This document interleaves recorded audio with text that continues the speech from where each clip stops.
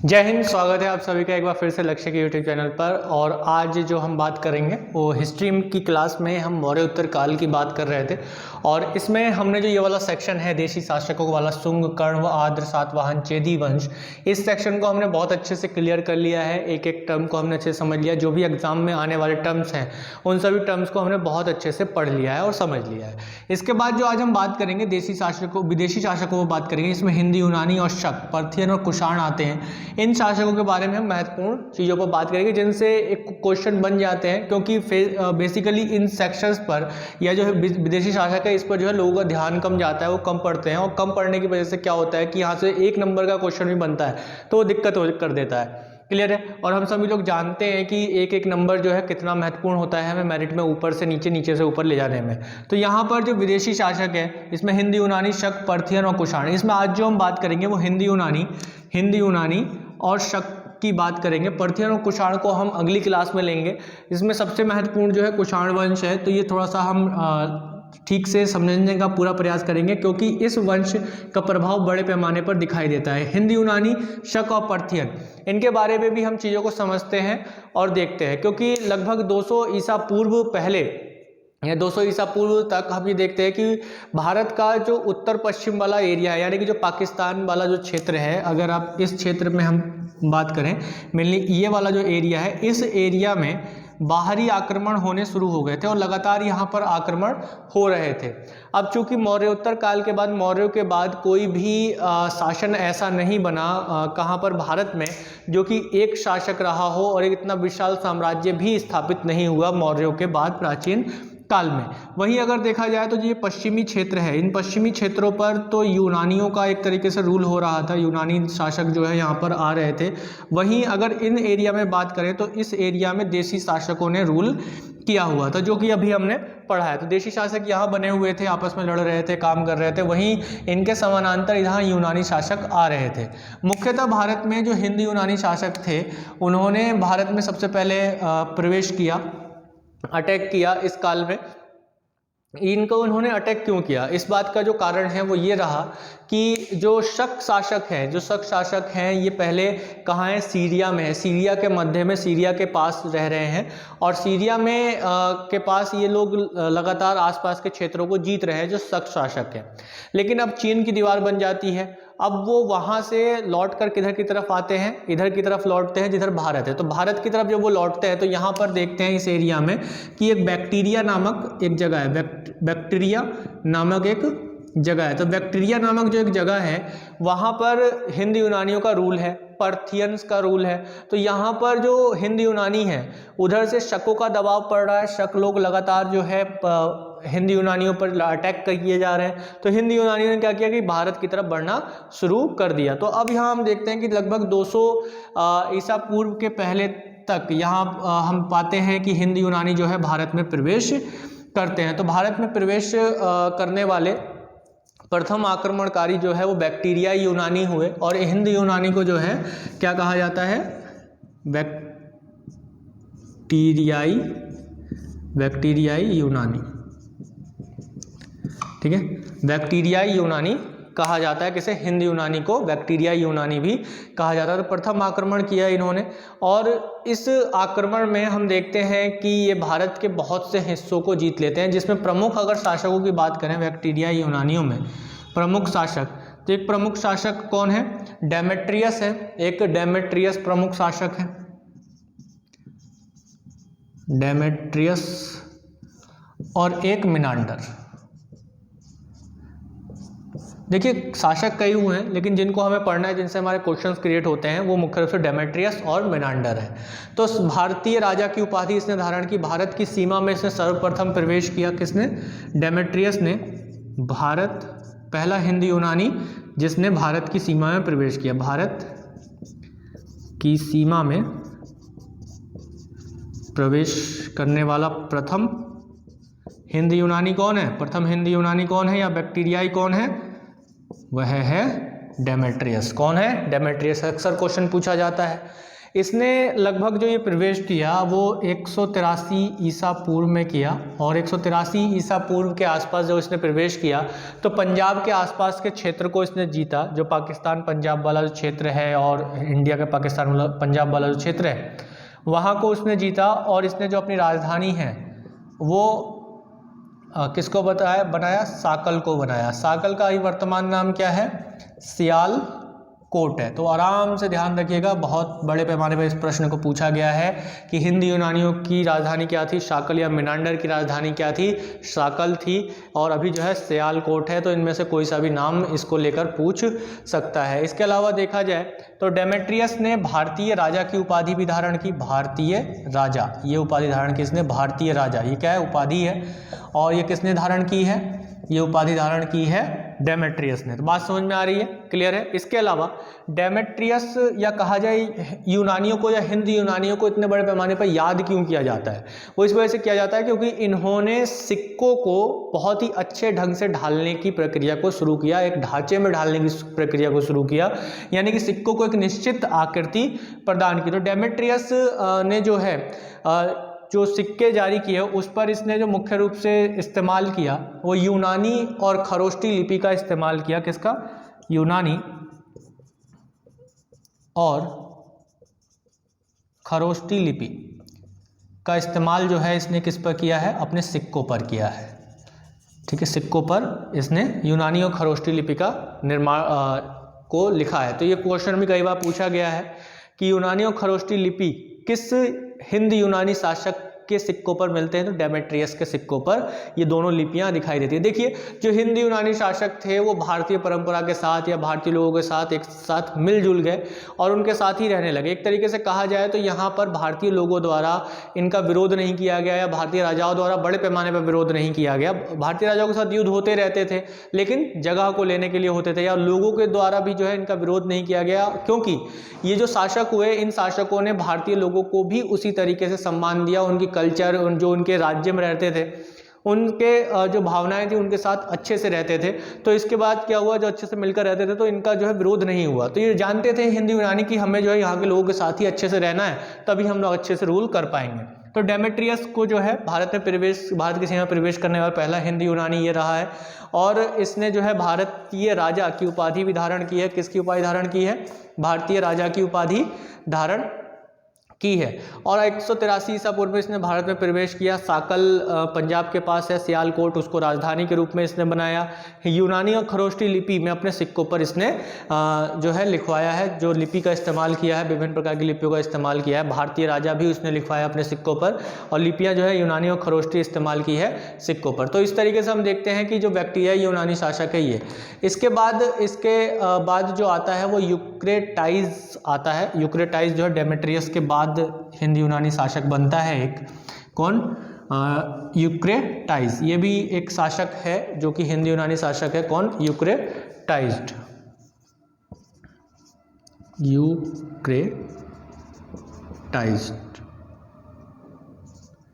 तो जो यूक्रेटाइज्ड है ये भी हिंद यूनानी शासक है जो डेमेट्रियस के बाद बनता है। इतना महत्वपूर्ण नहीं है, लेकिन इसने जो है भारत के बहुत से हिस्सों को जीता, और जीतने के बाद इसने अपनी राजधानी जो है वो तक्षशिला को बनाया। किसको बनाया? तक्षशिला को इसने राजधानी के रूप में स्थानांतरित किया, बनाया। ठीक है, तो यूक्रेटाइज्ड इसलिए जाना जाता है कि इसने अपनी राजधानी जो है तक्षशिला को बनाया। इसने भारत के बहुत से हिस्सों को भी जीता। तो एक तरीके से देखा जाए तो बैक्टीरियाई यवन या बैक्टीरियाई यूनानी जो शासक है उसमें अंतिम शासक कौन रहे? हेलियोक्लीज। हेलियोक्लीज जो है इसमें अंतिम शासक रहे, और हेलियोक्लीज के बाद यवन शासन जो है वो समाप्त हो जाता है और शक शासकों की उपस्थिति आती है। लेकिन उससे पहले मिनांडर नाम के भी शासक हैं जो उन पर थोड़ा सा हम लोग बात कर लेते हैं। हेलियोक्लीज याद रखिएगा, यहाँ पे लिख लीजिए चाहे तो। क्या लिखेंगे? हेलियोक्लीज कौन है? अंतिम हिंद यवन शासक है। बात क्लियर है? अंतिम हिंद यवन शासक कौन है? हेलियोक्लीज है। तो ये ध्यान रखिएगा, बहुत ही महत्वपूर्ण है। कई बार इसको पूछा गया है कि अंतिम हिंद यवन शासक कौन रहा, तो तो हेलियोक्लीज रहा। ये एक पॉइंट को हम लोग लेकर चल रहे हैं। 125 ईसा पूर्व में भारत से एक तरीके से कहा जाए तो हिंदी यूनानी जो शासक हैं उनकी सत्ता समाप्त हो जाती है। लेकिन उससे पहले हम लोग देख लेते हैं कि जो मिनांडर है, ठीक है, कि मिनांडरों की क्या स्थिति है। जो मिनांडर है, तो मिनांडर जो शासक रहे ये एक सबसे महत्वपूर्ण शासकों में से एक रहे, या कहा जाए सर्वाधिक महत्वपूर्ण शासक रहे बैक्टीरियाई यूनानियों में। बैक्टीरियाई यूनानियों में अगर हम और देखें तो मिनांडर को मिलिंद नाम से भी जाना जाता है। किस नाम से जाना जाता है? मिलिंद नाम से जाना जाता है।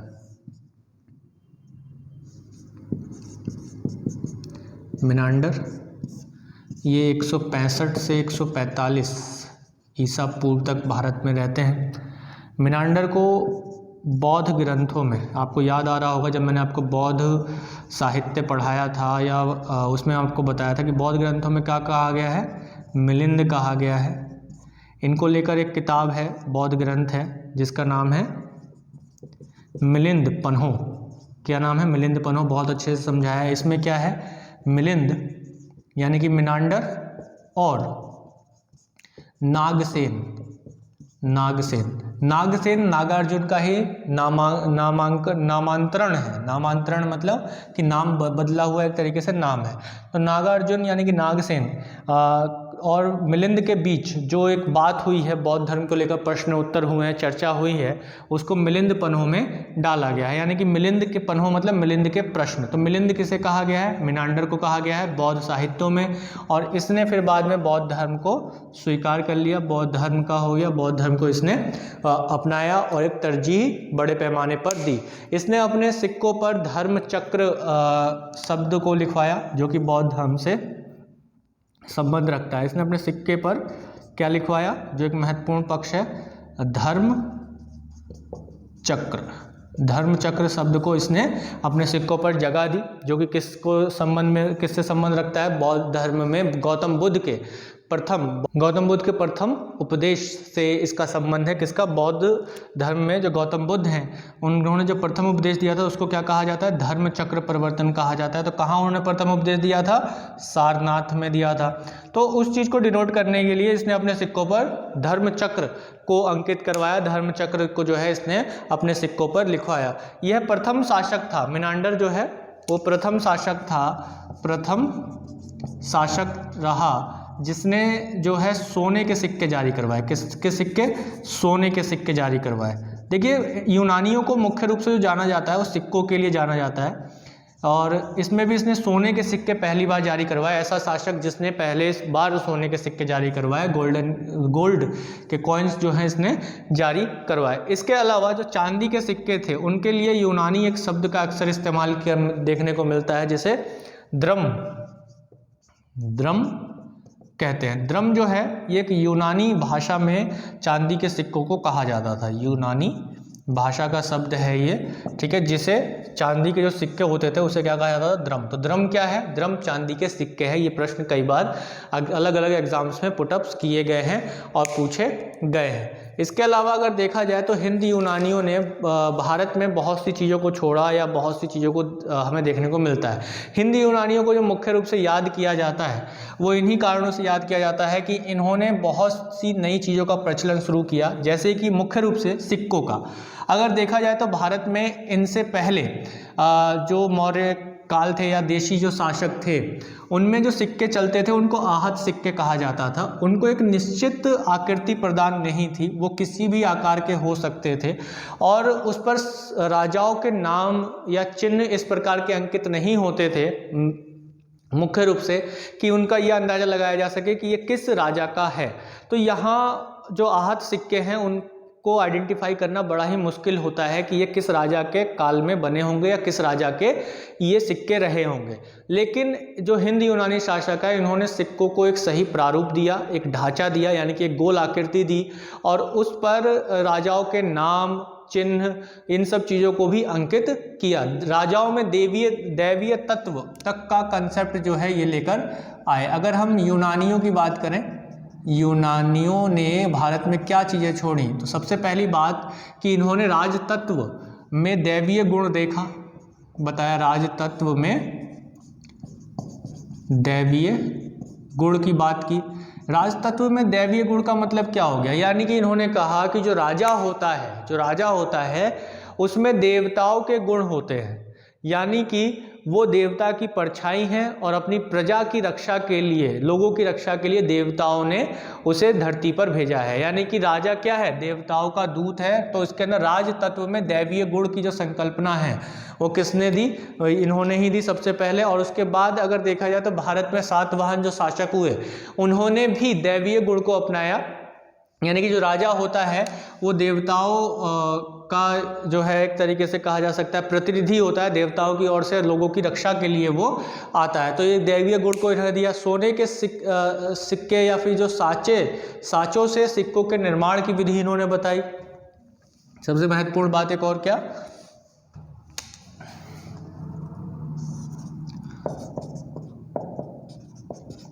साँचों से सिक्के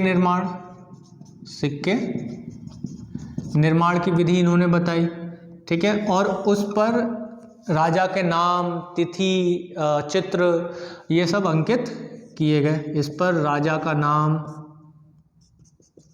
राजा नाम दिया गया, तिथि दी गई, राजा का चित्र तक अंकित किया गया। तो इनको अंकित करना भी यही लोग लेकर आते हैं।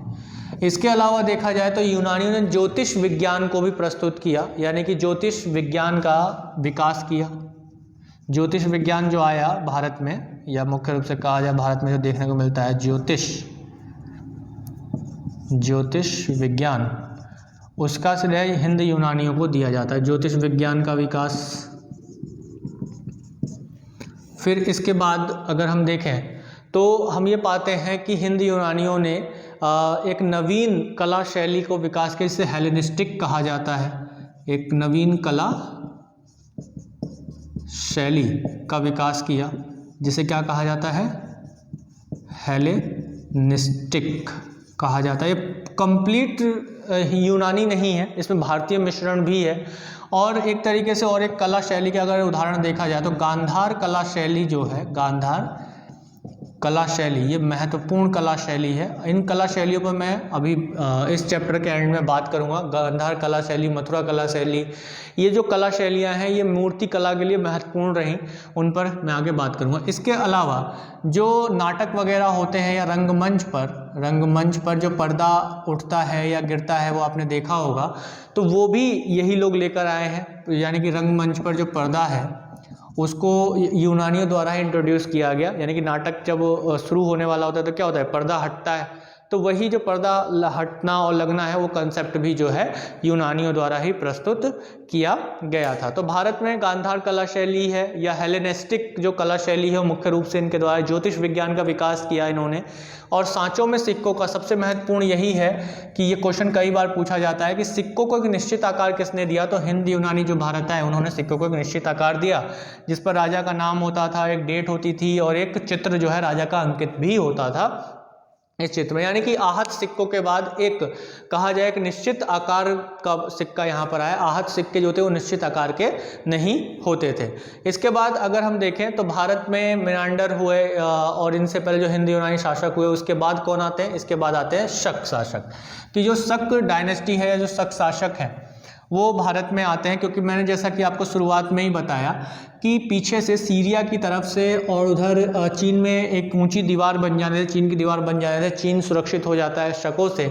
लेकिन उसके बाद जो शक है वो घूम आते हैं किधर की तरफ, इधर बोलन घाटी की तरफ आ जाते हैं। जो पाकिस्तान में बोलन दर्रा है वहाँ से वो भारत में प्रवेश करते हैं और इसके बाद वो लगातार किस पर, यूनानियों पर अटैक करते रहते हैं। यूनानी पर शकों की तरफ से दबाव था और यूनानी लगातार जो है भारत की तरफ कूच किए जा रहे थे। लेकिन एक टाइम ऐसा आया कि शक जो है काफ़ी बड़े पैमाने पर भारत में आ गए और उन्होंने जो है यूनानियों को यहाँ से ख़त्म कर दिया। कहा जा सकता है तो यूनानियों का जो दमन हुआ, यूनानी खत्म हुए और मौर्योत्तर काल में विदेशी शासकों में शक शासक अब यहाँ पर आते हैं।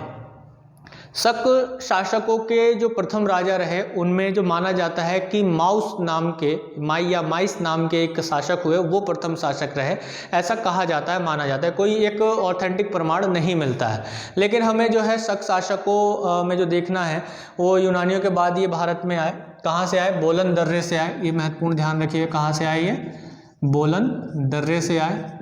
बोलन दर्रे से इन्होंने भारत में प्रवेश किया शक शासकों ने, और भारतीय स्रोतों में इन्हें सीथियन कहा गया है।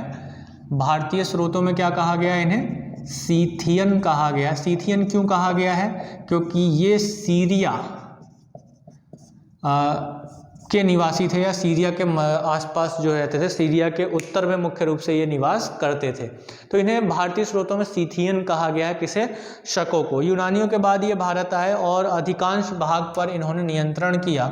जो यूनानियों का नियंत्रण था, यूनानियों से अधिक भाग पर इन्होंने नियंत्रण किया, अपना अधिकार जमाया शक शासकों ने। तो इनकी जो थी, इन्होंने जो नियंत्रण किया था पूरे क्षेत्र में, तो इन्होंने पूरे क्षेत्र को 5 भागों में बांटा हुआ था, और पांचों की अपनी अलग अलग राजधानियां होती थी। जैसे एक भाग जो था वो अफगानिस्तान था, अफगानिस्तान वाला क्षेत्र था। इन्होंने अफगानिस्तान और भारत के क्षेत्र में बड़े पैमाने पर शासन को फैलाया था। एक पंजाब वाला क्षेत्र था, पंजाब वाला क्षेत्र था। जो पंजाब वाला क्षेत्र था, इसकी राजधानी का ज्ञान होता है, बाकी और की राजधानी का ऐसे ज्ञान नहीं हो पाता है कि कहाँ थी एग्जैक्टली। तो पंजाब जो है, पंजाब की राजधानी जो इन्होंने बनाई थी वो तक्षशिला बनाई थी। एक मथुरा वाला क्षेत्र रहा, मथुरा वाला क्षेत्र रहा। एक दक्कन का ऊपरी क्षेत्र रहा, यानी जो दक्कन पठार है, आपने पिछली क्लासेस देखी होंगी तो उसमें मैंने बहुत अच्छे से बताया कि दक्कन पठार कौन सा है।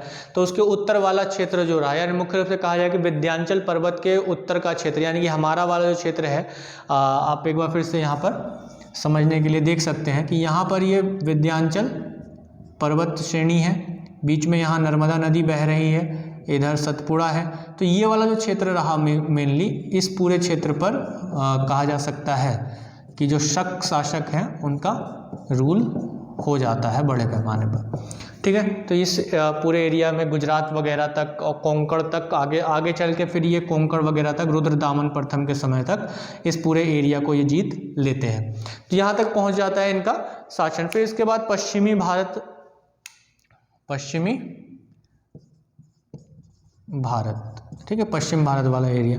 तो ये 5 भागों में जो है इन्होंने अपने क्षेत्र को बांटा हुआ था। इनकी 5 शाखाएं जो हैं मुख्य रूप से हमें देखने को मिलती हैं। इसमें प्रमुख शासकों को देखें तो 2 प्रमुख शासक हमें बड़े अच्छे दिखाई देते हैं, या कहा जा सकता है उनके इतिहास को जानना अच्छा होगा हमारे लिए, हमारे एग्जाम के लिए। तो इसमें जो 2 प्रमुख शासक हुए, एक नहपान और एक रुद्रदामन प्रथम, जिनसे अक्सर प्रश्न पूछा जाता है। 2 प्रमुख शासक हुए नहपान। नहपान आपको याद आ रहा होगा, अगर आपने सातवाहन वंश वाली क्लास की है तो वहाँ पे मैं नहपान का जिक्र किया था। तो यहाँ पे दूसरा जो प्रमुख शासक है रुद्रदामन प्रथम। ठीक है, रुद्रदामन प्रथम। यह देखिए, कहा यह जाता है, एक बात ये भी कही जाती है कि लगभग 57 ईसा पूर्व से या 58 ईसा पूर्व के मध्य, 57 से 58 ईसा पूर्व के मध्य उज्जैन में एक शासक हुआ, उज्जैन में एक शासक हुआ जो स्वयं को विक्रमादित्य कहता था। विक्रमादित्य कहता था, ये उसका नाम ही था, या कहा जा सकता है कि वो स्वयं को कहता था। तो वो जो स्वयं को विक्रमादित्य कहता था, तो उसने जो है शकों को उज्जैन वाले क्षेत्र से खदेड़ दिया था, हराकर भगा दिया था। इसका युद्ध हुआ शकों से, और शक शासकों को इसने क्या किया? पराजित किया था। तो अब इसके बाद जो विक्रमादित्य है, विक्रमादित्य ने एक संवत जारी किया जिसे कहते हैं विक्रम संवत। तो विक्रम संवत की शुरुआत किसने की? विक्रमादित्य ने की, और ये 57 ईसा पूर्व से इस संवत का, यानी कि ये कैलेंडर जो है 57 ईसा पूर्व से आता है। इसके साथ में एक चीज़ और बताना भूल गया, कैलेंडर से याद आया मुझे कि हिंद यूनानी शासकों ने कैलेंडर वर्ष की भी शुरुआत की थी। किसकी शुरुआत की? कैलेंडर वर्ष की भी शुरुआत की थी, और भी कई सारी चीज़ छूट गई, तो आप उसे लिख लीजिएगा। ठीक है, कैलेंडर वर्ष की उन्होंने शुरुआत की। 12 जो राशियां हैं, कौन सी? 12 राशि, जैसे ज्योतिष विज्ञान में बताया ना 12 राशियां होती हैं, वो उन्होंने शुरू किया।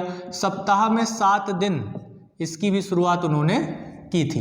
ठीक है, सप्ताह में 7 दिन होंगे, इसका भी कंसेप्ट हिंदी यूनानियों ने ही शुरू किया था। तो मुझे अभी ध्यान आया तो आप लोग जो है इसे वहाँ पर नोट डाउन कर सकते हैं जहाँ आपने नोट डाउन किया। तो यहाँ पे विक्रम संवत की शुरुआत किसने की? विक्रमादित्य ने की।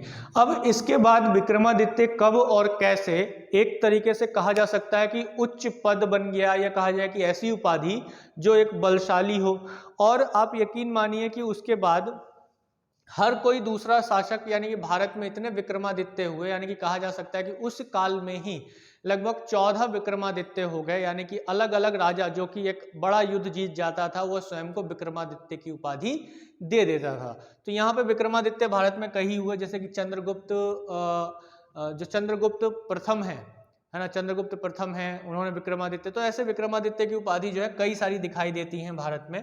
तो विक्रमादित्य कौन थे? जिन्होंने विक्रम संवत की शुरुआत की 57 ईसा पूर्व में, और इन्होंने 57 से 58 ईसा पूर्व के मध्य शक शासकों को पराजित किया, तो उस उपलक्ष्य में विक्रम संवत की शुरुआत की। और विक्रम संवत जो लिया जाता है वो कब से लिया जाता है? 57 ईसा पूर्व से लिया जाता है, यानी कि ईसा मसीह के जन्म से 57 साल पहले से लिया जाता है। यानी कि अब जो हम डेट लेते हैं, जैसे कि आज की अगर हम डेट ले तो 24 मई से, या 25 मई है आज की डेट, जो है क्या है, आज 25 मई है। तो 25 मई से 2021 से आप 57 साल आगे चले जाइए। ठीक है, 57 साल आगे चले जाइए तो विक्रम संवत की डेट निकल कर आ जाएगी। तो यहाँ पर ये क्या है, 57 साल आगे रहता है ग्रेगियन कैलेंडर से। तो हम देखते हैं कि विक्रम संवत की शुरुआत विक्रमादित्य ने की। तो ये बात तो हो गई एक अलग, जो कि शक शासकों के संबंध में थी, और एक महत्वपूर्ण था कि विक्रम संवत की शुरुआत कब की गई, कैसे की गई, तो ये ध्यान रखिएगा। इसके बाद बात कर लेते हैं नहपान की। नहपान आपको याद ही होगा, इसका युद्ध हुआ था सातवाहन शासक सतकर्णी से। इसने महाराष्ट्र के पश्चिम क्षेत्र में शासन किया हुआ था। जो महाराष्ट्र का पश्चिम क्षेत्र है, तो महाराष्ट्र के पश्चिमी क्षेत्र में इसने अपना रूल किया हुआ था, शासन बनाया हुआ था। और ये शकों को, शक शासकों के, ये कौन है? शक शासक है। शक शासकों में एक वंश हुआ शहरात वंश शहरात वंश। तो जो शहरात वंश है उसका ये शासक हुआ, और मैंने आपको बताया था इस वंश को पराजित करने वाला शासक, या कहा जाए कि नहपान को पराजित करने वाला शासक कौन है? गौतमी पुत्र सातकर्णी। ये पिछली क्लासेस में जब मैंने जब सातवाहन वंश से रिलेटेड क्लासेस हैं उसको जिसने देखा होगा वो इस चीज़ को बहुत अच्छे से कनेक्ट कर पा रहा होगा। रटने की जरूरत नहीं, सारी चीज़ें अपने आप ही याद हो जाती हैं। ठीक है, तो इसने जो है गौतमी पुत्र सतकर्णी ने इसको, नहपान को हराया था। नहपान ने अपने सिक्कों पर स्वयं को राजा संबोधित किया है। ठीक है, स्वयं को क्या संबोधित किया है? राजा संबोधित किया। और हम जानते हैं कि जब नहपान हार जाता है गौतमी पुत्र सातकर्णी से, तो गौतमी पुत्र सातकर्णी के जो सिक्के हैं उस पर नहपान, एक तरफ नहपान का नाम मिलता है तो दूसरी तरफ गौतमी पुत्र सातकर्णी का नाम मिलता है। तो ये चीज भी हमने वहां पर डिस्कस की थी। नहपान ने स्वयं को सिक्कों पर क्या बताया है? राजा की उपाधि से संबोधित किया है। स्वयं को उसने अपने सिक्कों पर राजा की उपाधि से संबोधित किया है। इसी तरीके से जो रुद्रदामन प्रथम है, ये भी एक महत्वपूर्ण शासक रहे। रुद्रदामन प्रथम, इनका भी युद्ध सातवाहन शासकों से होता है, लेकिन इनका युद्ध जो होता है वो किससे होता है? वशिष्ठी पुत्र पुलुमावी से इनका युद्ध होता है। किससे होता है? वशिष्ठी पुत्र पुलुमावी से इनका युद्ध होता है। तो रुद्रदामन प्रथम ये सर्वाधिक प्रसिद्ध शासक रहे।